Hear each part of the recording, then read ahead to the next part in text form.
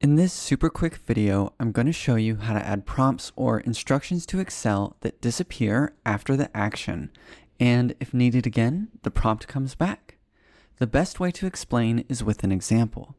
Let's say that you spent a good amount of time putting together this spreadsheet where you can select the year and the graph below updates automatically.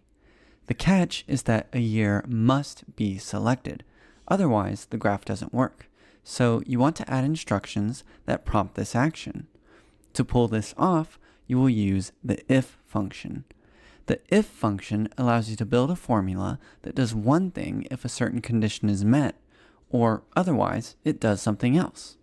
In this case, you'll write your formula like this: equals if function d4 equals quote quote next argument quote arrow, and you can get this arrow using Alt 27 space space.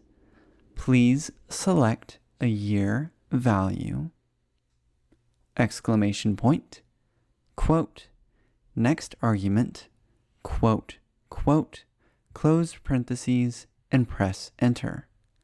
Now, if nothing is selected in cell D4, or it's equal to nothing, that's what the double quote means, then the formula gives you the prompt. Otherwise, you get back nothing, or you could also say the prompt disappears. And that's the whole idea behind this technique. Use the if function to check if an action has been taken, return the instructions if needed, or otherwise return nothing. And that's all there is to it. Just be a little creative and you can get it to work for your specific scenario. Leave me a comment if you have any questions, and I will see you in the next one. You're like a circle that floats around me, keeping me safe and sound. And when I fall, you tied a rope to me. You're blessing me every day.